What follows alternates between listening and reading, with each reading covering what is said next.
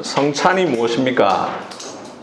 이렇게 질문할 때에 어떤 사람은 기독교인들이 함께 모여서 빵과 포도주를 먹고 마시는 일이다, 이렇게 대답할 것입니다.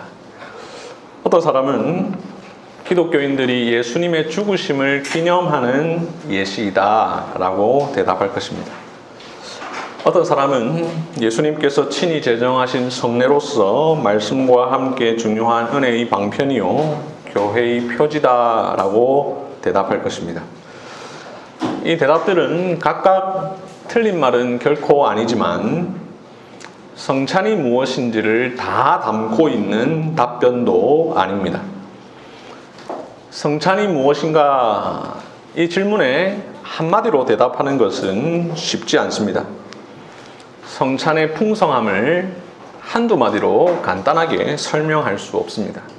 왜냐하면 성찬에는 성경 전체의 구속사가 담겨 있기 때문입니다. 성찬에는 기독교의 모든 것이 담겨 있기 때문입니다. 성찬의 의미는 예수님께서 십자가에 달리시기 전날에 처음으로 생긴 것이 아닙니다. 물론 성찬 예식이 시작된 것은 그때부터이지만 그 의미는 그보다 훨씬 이전부터 있었습니다. 성찬에 담긴 하나님의 의도는 하나님의 구속사 가운데 계속해서 계시되어 왔습니다. 그래서 성찬 안에는 하나님의 창조, 언약, 구원, 보호하심, 하나님의 승리, 하나님의 잔치, 예수님의 초림, 생애, 기적, 고난, 십자가, 부활, 승천, 재림, 그리스도 안에 있는 생명, 새 언약의 완성, 교회, 그리스도의 몸, 성도의 교제, 장차 있을 하나님 나라의 잔치, 이 모든 것들, 그 외에도 더 많은 것들이 이 성찬 안에 다 담겨 있습니다.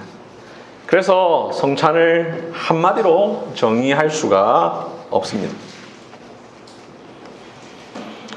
성찬은 보는 것, 먹는 것, 사귀는 것, 기뻐하는 것, 슬퍼하는 것, 이런 모든 것이 다 담겨 있습니다. 성찬에는 인간의 모든 감각과 모든 감정이 다 담겨 있습니다. 우리 교회와 달리 한국 교회의 일반적인 성찬식에는 성찬 음식 위에 하얀 보자기가 덮여져 있지요. 그리고 성찬을 먹을 때에 지그시 눈을 감습니다. 그래서 한국 교회 상당수 교인들에게 성찬은 먹는 것에 불과합니다. 그러나 우리 교회와 같이 성찬보가 없는 교회에서 성찬은 먹는 것이기 이전에 먼저 보는 것입니다. 우리는 예배당에 들어와서 성찬상을 봅니다. 그리고 예배를 드리다가 설교를 듣고 난 뒤에 성찬을 먹습니다. 성찬은 일단 보는 것입니다. 성찬은 하나님의 약속을 우리의 눈앞에 보여주는 것입니다. 그래서 아우구스티누스는 성찬을 가리켜서 눈에 보이는 말씀이라 이야기했고, 그 이후에 모든 신학자와 목회자들은 성찬을 visible word, 눈에 보이는 말씀이라 이야기했습니다. 칼빈은 아우구스티누스를 인용하여 신성한 것의 보이는 표라 표현을 했습니다. 칼빈은 성찬은 전하는 자의 입으로 선포되고 듣는 이들의 귀로 듣게 되는 하나님의 말씀을 눈에 보이는 형식으로 전달하여 모든 사람들이 쉽게 이해하도록 하고 더 분명히 선언하는 것이다 라고 이야기했습니다. 웨스트민스터의 신학자 리차드 게피는 성찬을 하나님의 시청각 교제라고 했습니다. 성찬은 보는 것입니다. 성찬은 또한 먹는 것입니다. 마시는 것입니다. 우리 예수님께서 말씀하셨습니다. 이 빵을 먹으라, 이 잔을 마시라. 그러니 성찬은 먹고 마시는 것입니다. 우리는 성찬을 통하여 배를 채우고 목을 적십니다. 제임스 조르단이라고 하는 신학자는 성찬을 가리켜서 먹을 수 있는 말씀이라 이야기했습니다. 성찬은 먹는 것인데 그냥 먹고 마시는 게 아닙니다. 주님의 식탁에서 먹고 마시는 것입니다. 우리가 주로 성찬이라고 부르고 저도 입에 익어서 성찬이라고 부르지만 사실 성경에는 성찬이라는 단어가 나오지 않습니다. 오늘 설교의 제목에 있듯이 주님의 만찬이라고 부르거나 오늘 읽은 본문 21절에 나와 있는 것처럼 주님의 식탁이라고 부르고 있습니다. 성찬은 주님의 식탁에서 나누는 만찬입니다. 정식 식사입니다. 한국 교회에서는 각자 자기 자리에 앉아서 목사나 장로들이 나누어주는 성찬을 각자 먹고 마십니다. 그런데 그건 사실 장로교 전통이 아닙니다. 장로교 전통은 성찬상에 나와서 빙 둘러 앉아서 먹고 마시는 것입니다. 우리 교회 강단 옆에는 식탁이 있습니다. 식탁은 식사용이지요. 우리나라에서 흔히 쓰이는 명칭은 성찬상입니다.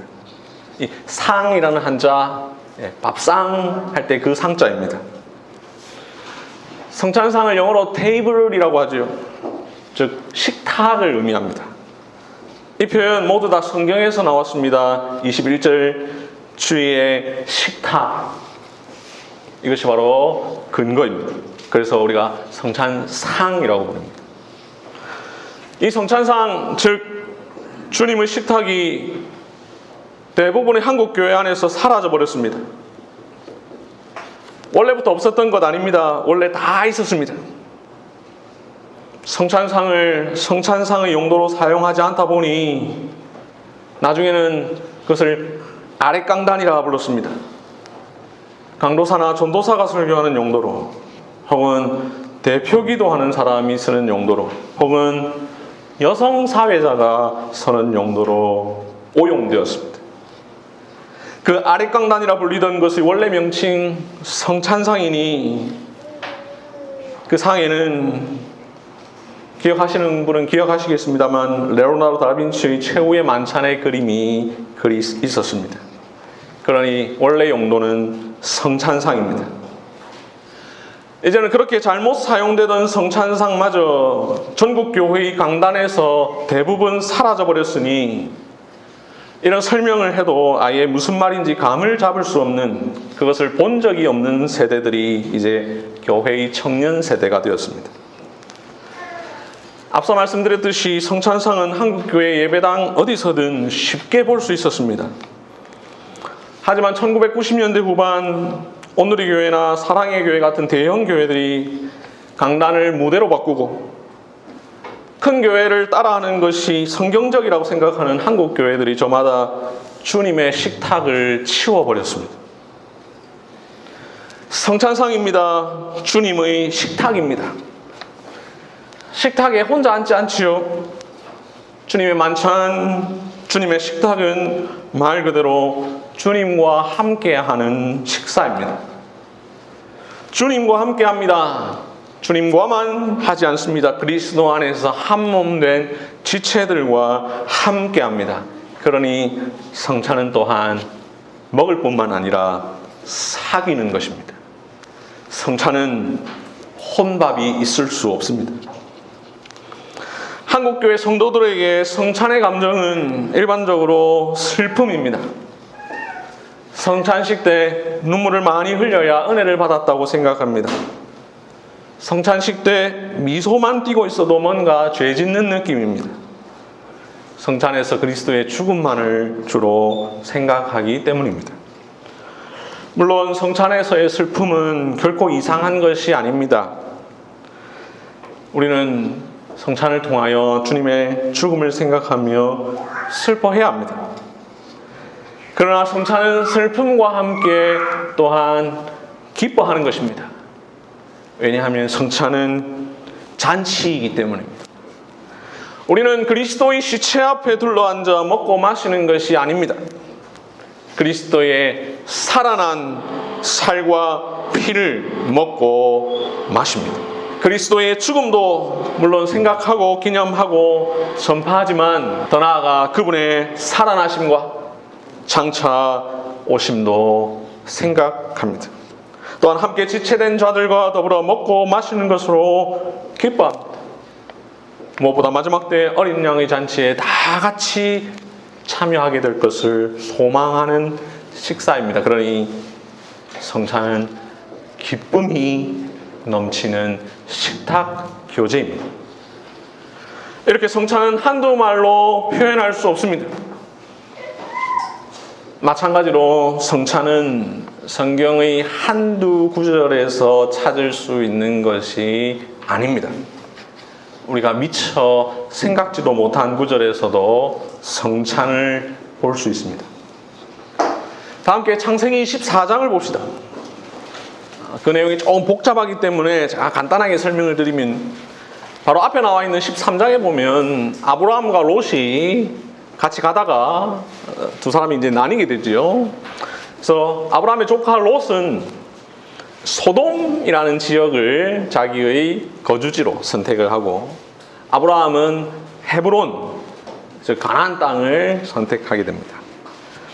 그리고 나서 이제 14장이 시작되는데 14장 2절에 보면 소돔 왕이 고모라 왕 외에 여러 왕들과 함께 1절에 나오는 왕들과 전쟁을 벌입니다.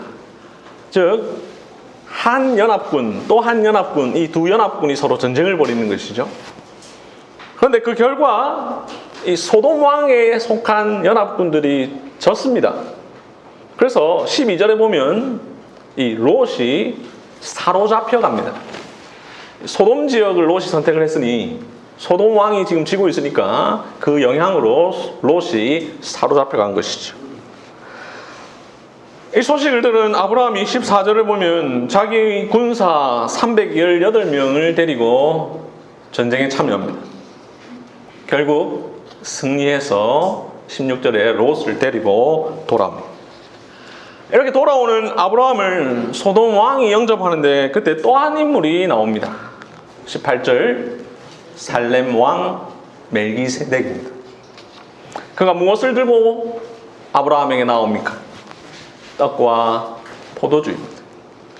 성경은 소돔 왕이 어떻게 했는지는 자세하게 말하지 않습니다만 대신 살렘 왕 멜기세덱이 떡과 포도주를 가지고 나와 한 일을 묘사하고 있습니다. 이 멜기세덱 누구입니까? 18절에 보면 살렘 왕입니다.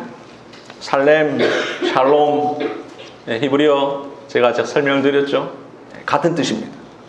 살렘, 평강, 평화라는 말입니다. 이 살렘 아마도 예루살렘으로 추측되는 곳입니다. 이 평강이라는 뜻을 가진 도시의 왕이자 제사장인 멜기세덱, 이는 매우 신비한 인물입니다. 멜기라는 말은 나의 왕이라는 말이요, 세덱이라는 말은 히브리어 체덱, 의라는 말을 표현한 것입니다. 그러니 멜기세덱, 의로운 나의 왕이라는 뜻입니다. 그런데 또한 동시에 제사장입니다. 18절 그는 지극히 높으신 하나님의 제사장이었더라. 그가 누구인지 창세기는 이 정도 설명으로 그칩니다. 대신 히브리서가 이 살렘 왕 멜기세덱이 누군지를 좀 더 구체적으로 설명합니다. 히브리서 7장 1절부터 4절에 보면 이 멜기세덱은 살렘 왕이요 지극히 높으신 하나님의 제사장이라 여러 왕을 쳐서 죽이고 돌아오는 아브라함을 만나 복을 빈 자라.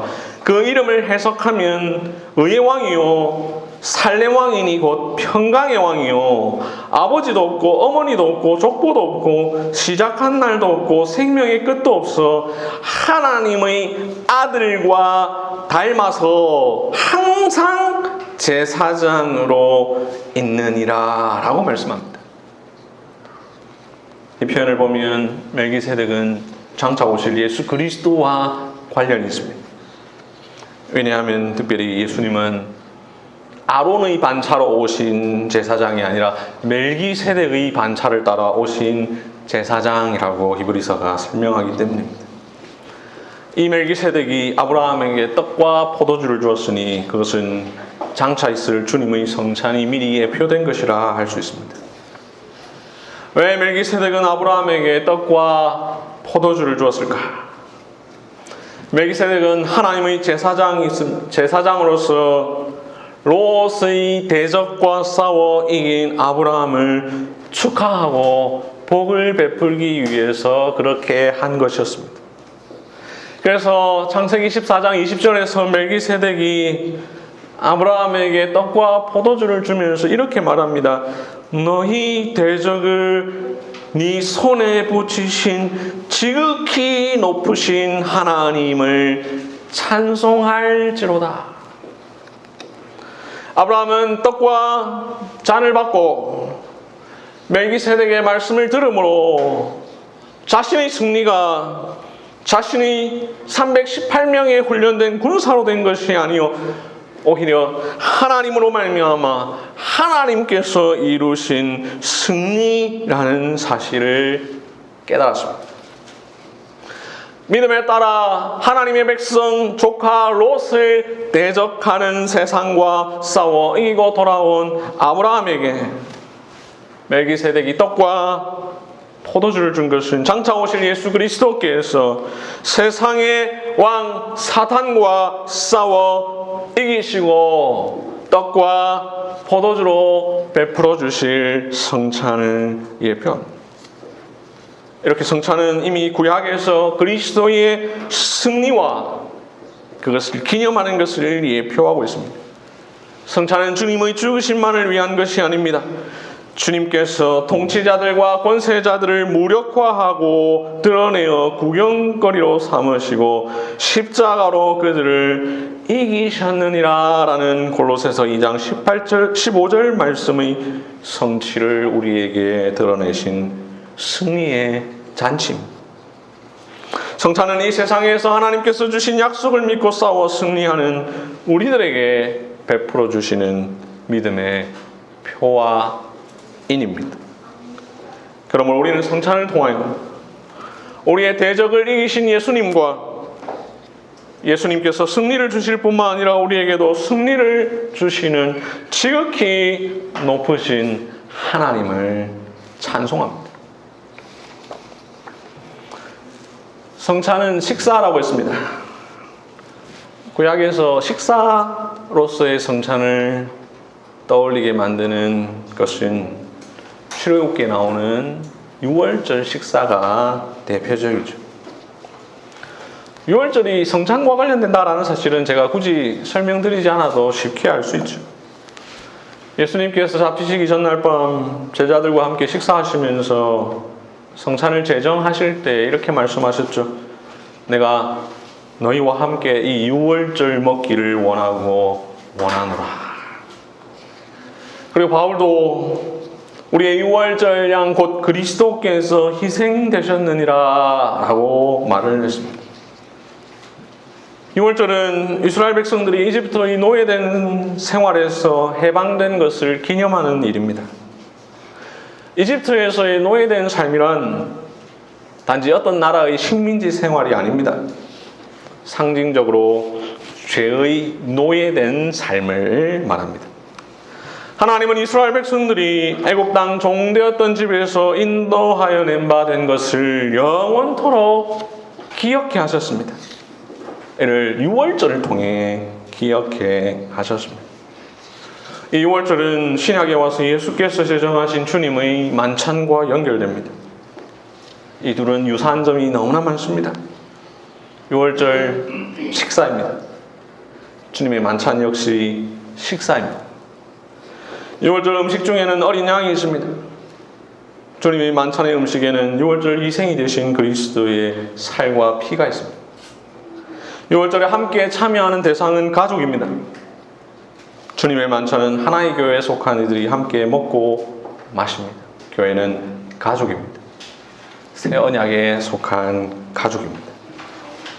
구약 백성들이 기념하던 유월절에는 주님의 만찬의 의미가 예표되어 있습니다. 유월절은 예표로서 그 실체인 예수 그리스도와 성찬을 통해 이제 그 역할이 다 끝나게 되었습니다. 그래서 우리는 더 이상 유월절을 지킬 필요가 없죠. 지켜서도 안 됩니다. 참고로 오늘 많은 교회들이 맥주절로 지키는데 이상한 것입니다. 그것은 아직도 구약시대로 돌아가는 것입니다. 우리는 맥주절을 지켜도 되고 안 되고가 아니라 절대로 지키면 안 됩니다. 우리가 유월절을 지키면 안 되는 것과 같습니다. 성찬이 식사라고 할 때에 그 기원을 우리는 출애굽기 24장에서도 찾아볼 수 있습니다. 출애굽기 24장을 보시면 이 이야기는 출애굽기 19장부터 34장까지 긴 이야기 가운데 한 부분인데요. 우리가 이것을 시내산 언약 사건이라고 하죠. 하나님이 이 언약을 통하여 이스라엘 백성들을 제사장 나라와 거룩한 백성이 되게 하리라 라고 말씀하셨고, 그 언약의 증거로서 십계명 두 돌판을 주셨으니, 그래서 십계명의 정확한 명칭은 우리 교회에서 사용하는 대로 언약의 10가지 말씀입니다. 24장에 보면 하나님께서 언약을 체결하신 뒤에 그 언약을 인치시기 위하여 모세와 더불어 나답과 아비후 이스라엘 70장로들을 시내산 위로 초청하십니다. 모세는 하나님으로부터 십계명과 그 외의 율법을 받아 산 아래로 내려가 백성들에게 그 내용을 전합니다. 그리고는 소의 피를 취하여 그 절반을 제단 위에 뿌리고 나머지 피를 취하여 백성들에게 뿌립니다. 그러면서 이렇게 말합니다. 24장 8절, 모세가 그 피를 가지고 백성에게 뿌리며 이르되 이는 여호와께서 이 모든 말씀에 대하여 너희와 세우신 언약의 피니라. 여러분, 이 문장, 이 표현 우리에게 익숙하지 않습니까? 예수님께서 성찬을 제정하실 때에 사용하신 표현이죠. 예수님께서 잡히시기 전날 제자들과 식사하실 때에 빵을 들고는 이것은 내 몸이니라 라고 하셨는데, 잔에 대해서는 이것은 내 피니라 라고 하지 않으시고 이것은 나의 피 곧 언약의 피니라 라고 하셨습니다. 예수님은 의도적으로 언약의 피라는 표현을 사용하셨습니다. 출애굽기 24장 8절 시내산 언약을 염두에 두신 것입니다. 이를 통하여 자신이 지금 제정하는 성찬에는 그 옛날 하나님과 모세가 맺은 시내산 언약의 의미가 담겨 있다라는 사실을 드러내셨습니다. 모세가 피를 뿌리고 너희와 세우신 언약의 피니라 라고 말한 뒤 어떤 일이 있었습니까? 9절을 보면 이스라엘 대표가 다시 시내산 위로 올라갑니다. 그리고 11절, 그들은 하나님을 뵙고 먹고 마셨더라. 시내산 언약 가운데 있었던 언약의 피, 하나님을 뵙고 먹고 마신 일, 이것은 신약의 성찬을 예표하고 있는 것입니다. 모세는 동물의 피를 언약의 피로 뿌린 뒤에 아론과 나답과 아비후와 이스라엘 70장로들과 더불어 먹고 마셨습니다. 이제 우리는 그리스도의 피로 언약을 맺은 후 그리스도를 먹고 마십니다. 언약의 피를 마십니다. 성찬은 우리가 그리스도로 말미암아 언약을 맺었다라는 증거입니다. 언약 식사입니다. 예수님께서 성찬을 제정하실 때 이것은 나의 피 곧 언약의 피니라 라고 하셨는데, 바울은 고린도전서 11장 25절에서 이 말씀을 이런 식으로 조금 바꾸어서 인용합니다. 이 잔은 내 피로 세운 새 언약이니 이것을 행하여 마실 때마다 나를 기념하라 하셨으니.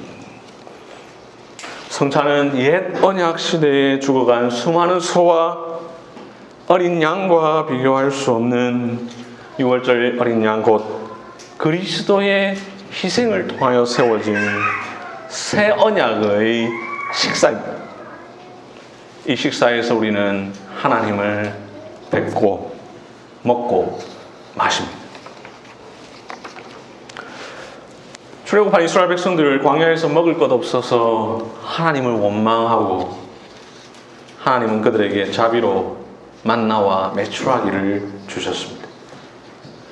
몇 날 안 되어 그들은 마실 것 없다고 하나님을 원망하고 하나님은 그들에게 은혜로 반석에서 나온 무리바의 물을 주셨습니다.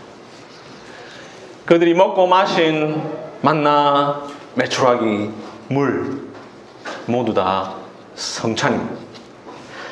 왜 그렇습니까? 요한복음 6장에서 예수께서 오병이어의 기적을 행하셨습니다. 그리고 그 다음날 사람들에게 그 기적의 의미를 가르쳐 주셨는데요. 그때 이렇게 말씀하셨습니다. 내가 곧 생명의 떡이라. 너희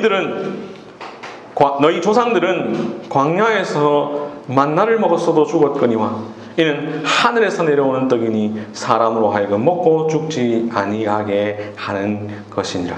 나는 하늘에서 내려온 살아있는 떡이니 사람이 이 떡을 먹으면 영생하리라. 내가 줄 떡은 곧 세상의 생명을 위한 내 살이니라. 내 살을 먹고 내 피를 마시는 자는 영생을 가졌고 마지막 날에 내가 그를 다시 살리리니 내 살은 참된 양식이요 내 피는 참된 음료로다. 예수님은 자신의 살과 피가 생명의 양식, 생명의 음료라는 사실을 말씀하시면서 구약의 만나와 연결시키셨습니다. 이를 통해 구약의 만나는 곧 성찬을 예표하는 것이다 라는 사실을 가르쳐 주셨습니다.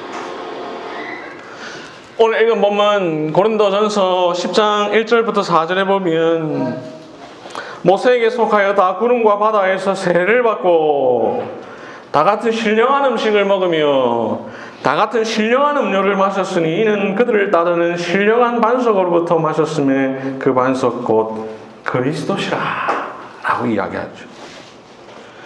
구약 이스라엘이 목이 말라 하나님을 원망하였을 때에 반석을 쳐서 물이 흘러 나왔던 그것은 곧 신령한 음료요. 그것은 장차 오실 예수 그리스도 반석으로부터 나올 물을 예표한 것이었습니다. 이스라엘 백성들이 광야 가운데 먹은 음식들, 그것은 다 신령한 음식, 장차 있을 성찬을 예표한 것입니다.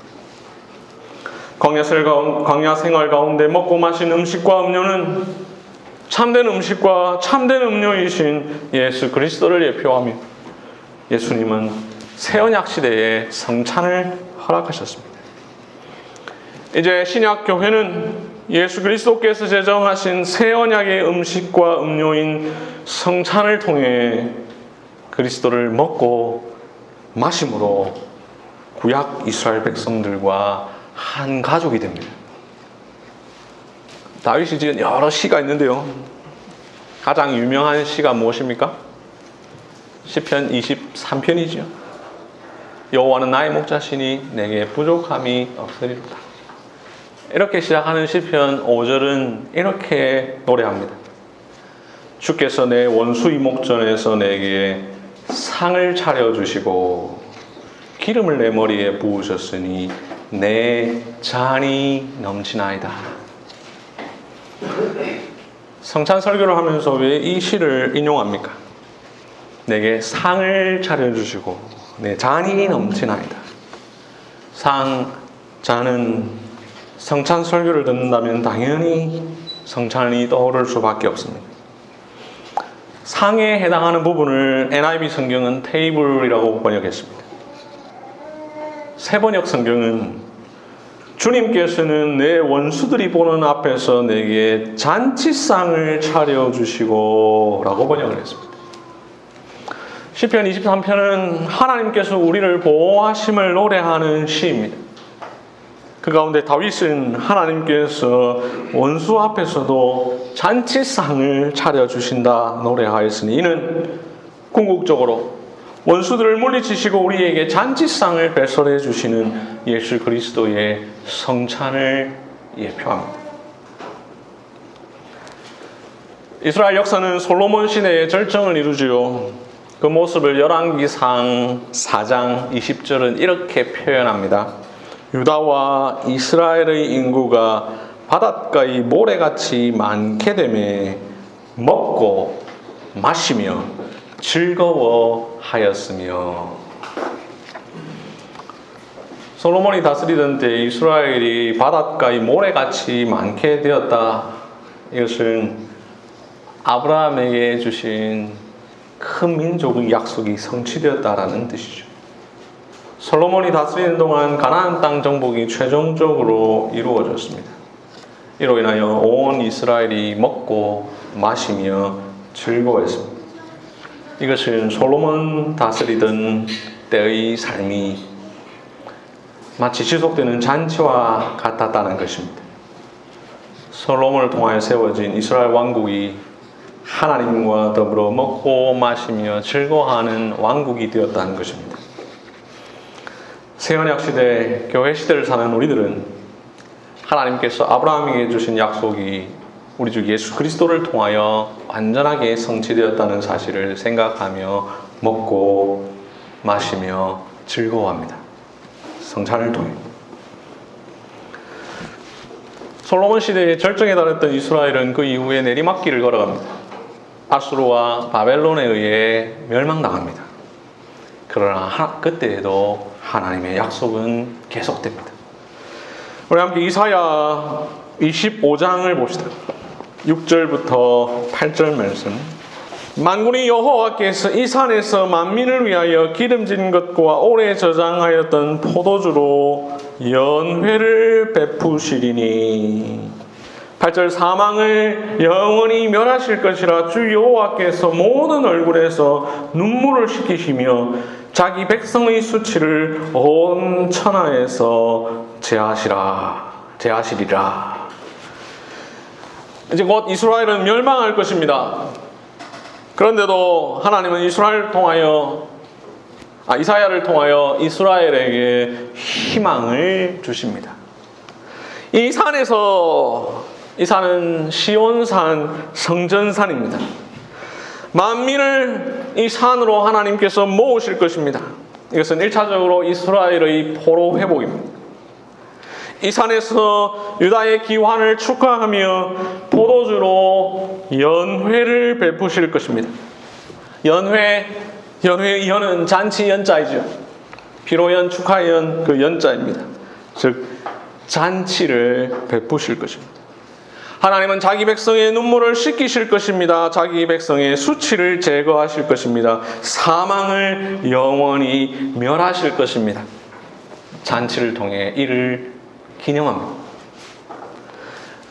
이 약속은 1차적으로는 바벨론 포로 회복이지만 궁극적으로는 새언약 시대에 있을 일을 가리킵니다. 예수님이 우리의 눈물을 씻어주십니다. 죄에 포로된 우리를 구원하십니다. 죄와 허물로 죽었던 우리를 사망 권세에서 승리케 해주십니다. 사망을 영원히 멸하게 하십니다. 그리스도께서 부활을 통하여 사망을 삼키고 이기셨습니다. 사망아 너의 이기는 것이 어디 있느냐? 사망아 너의 쏘는 것이 어디 있느냐?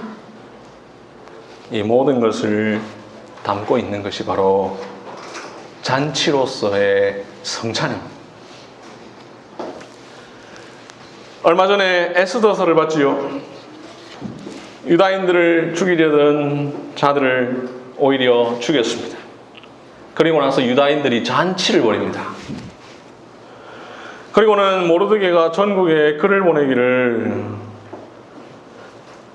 유다인들이 대적에게서 벗어나 평안함을 얻어 슬픔이 변하여 기쁨이 되고 애통이 변하여 길한 날이 되며 이 두 날을 지키어 잔치를 베풀고 즐기며 라고 이야기합니다. 이 잔치의 날을 불임절이라고 하죠. 사람을 죽였는데 왜 잔치를 벌일까? 이상하다 말씀을 드렸습니다.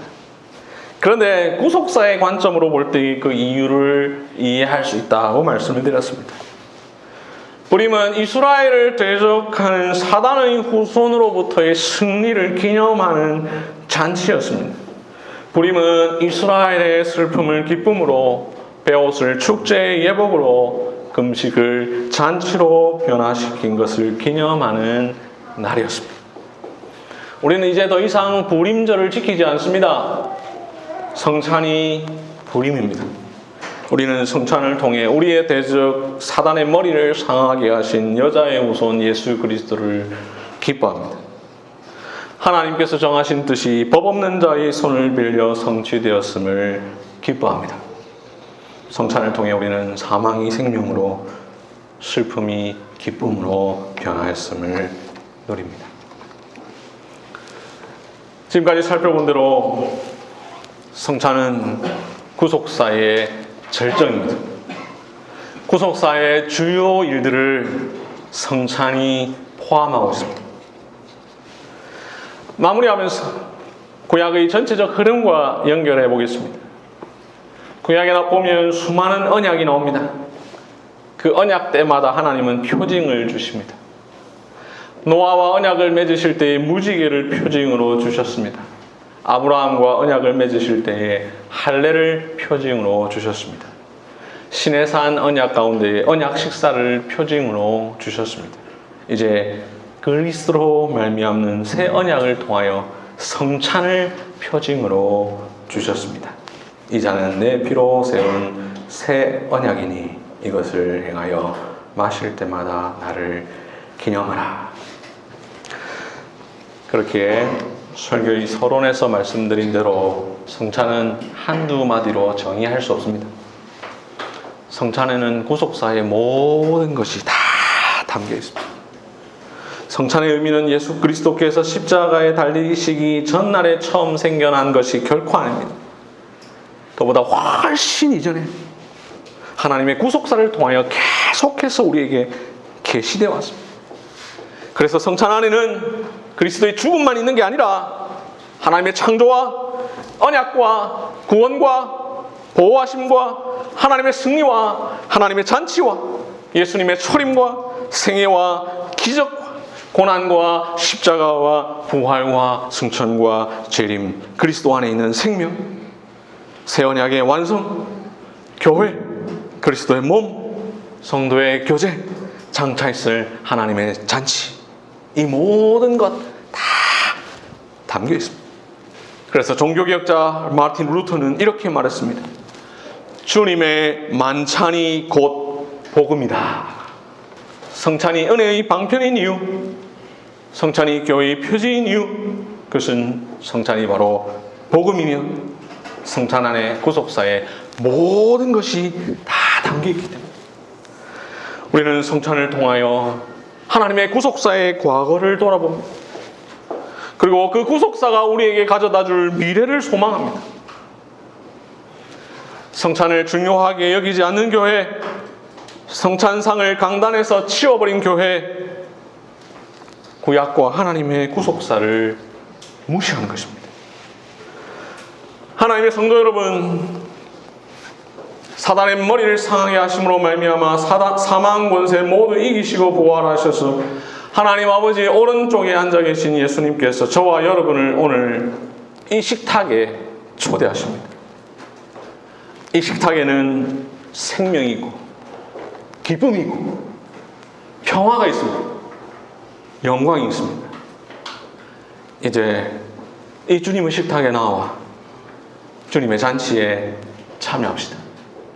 이 상을 보고 먹고 마시고 사귀고 슬퍼하고 기뻐합시다. 이 성찬에 참여하는 모든 성도들과 함께 하나님을 뵙고 예수님을 먹고 마십시다. 장차 우리 모두가 하나님의 어린 양의 혼인잔치에 참여할 그때를 소망하며 아멘. 이 시간 공적으로 광고한 대로 성찬 예식을 거행하겠습니다. 여러분들은 앞에 있는 성찬상을 눈으로 보시면서 제 말씀을 들으시기를 바랍니다. 성찬의 의미를 설명을 이미 설교를 통해서 충분히 드린 것처럼 성찬이란 말은 성경에 없습니다. 주의 만찬 혹은 주의 식탁이라고 표현을 합니다.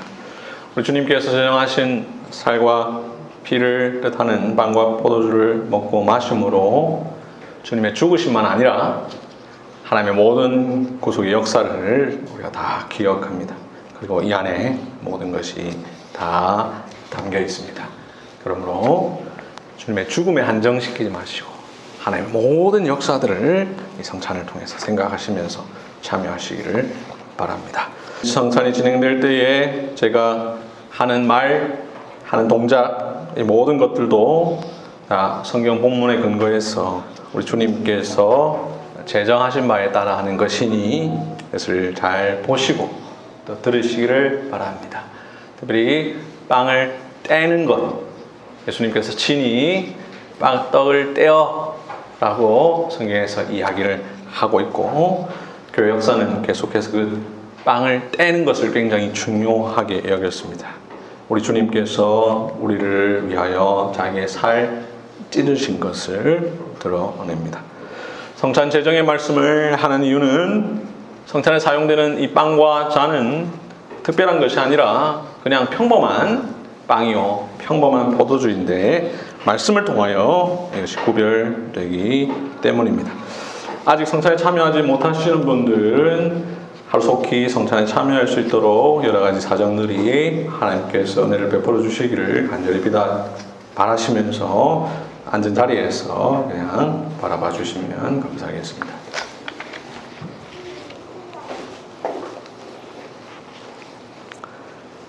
예수께서 떡을 가지사 축복하시고 떼어 제자들에게 주시며 이르시되 받아서 먹으라, 이것은 내 몸이니라 하시고, 또 잔을 가지사 감사기도 하시고 그들에게 주시며 이르시되 너희가 다 이것을 마시라, 이것은 죄 사함을 얻게 하려고 많은 사람을 위하여 흘리는 바 나의 피 곧 언약의 피니라.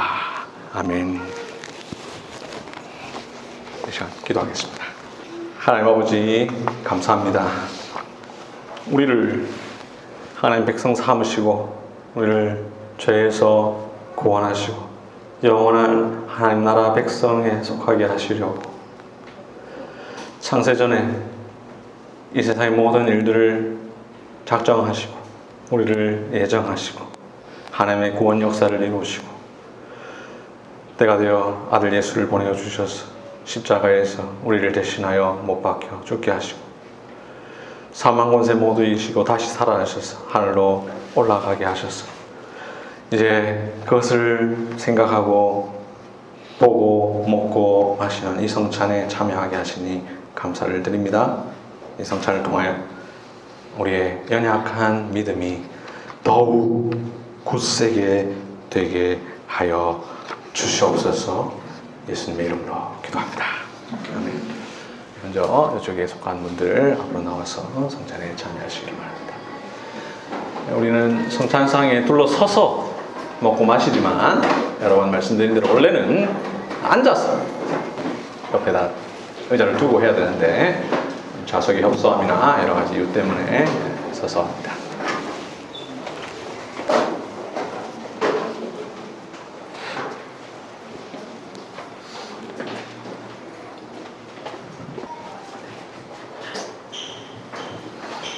예, 성찬에 참여할 때에 식사라는 생각, 우리 주님과 함께 하는 식사라는 생각을 하셔야 되겠습니다. 이것은 우리 주님께서 저와 여러분을 위해서 찢으신 살입니다.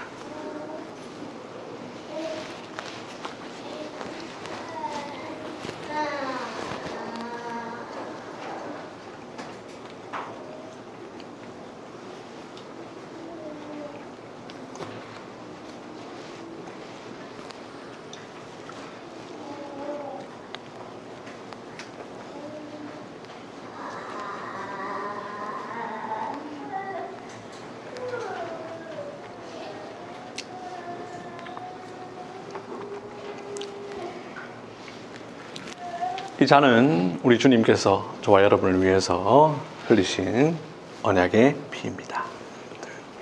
뱉는 잔 드시기 바랍니다.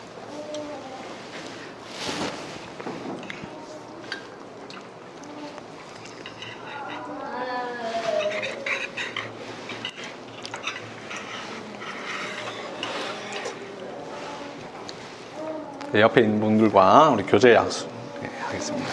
성찬은 교제 식사입니다.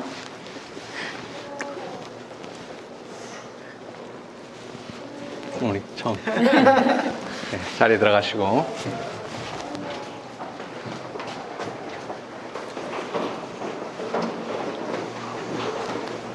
이쪽에 앉으신 분들 가운데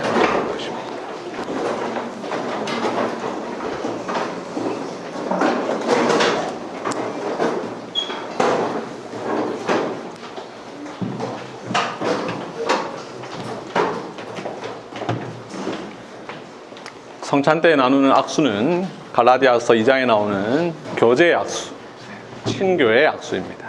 성찬을 통해서 우리가 서로 사귀고 있다는 사실을 생각하는 것입니다.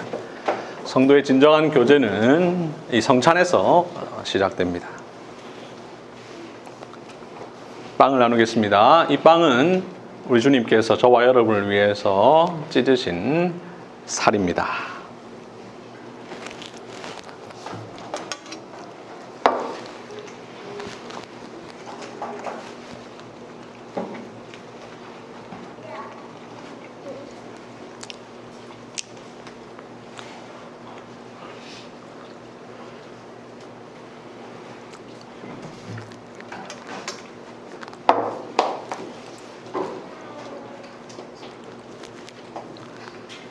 이 잔은 우리 주님께서 저와 여러분을 흘리신 언약의 피입니다.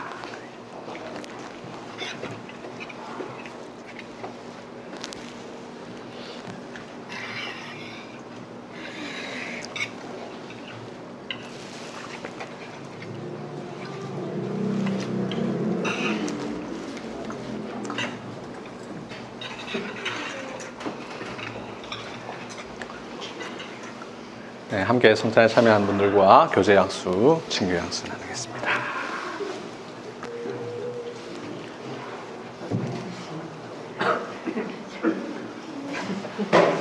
사랑합니다.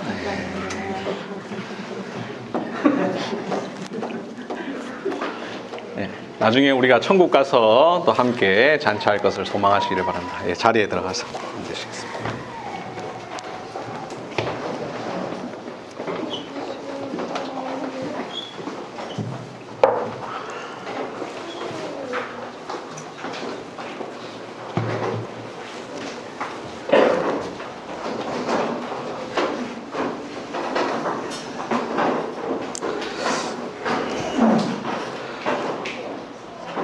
우리가 한 빵을 서로 뜯어 나누어 먹는 것은 우리가 이 빵이 하나인 것처럼 한 몸에 속했다라는 것입니다.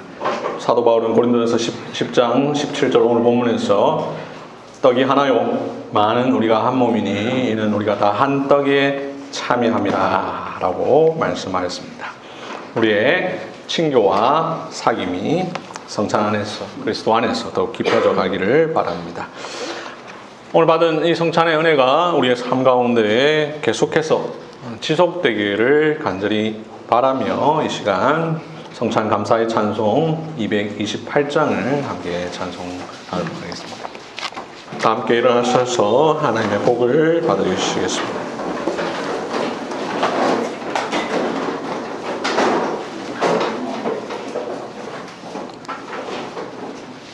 주 예수 그리스도의 은혜와 하나님의 사랑과 성령의 교통하심이 너희 무리와 함께 있을지어다. 아멘.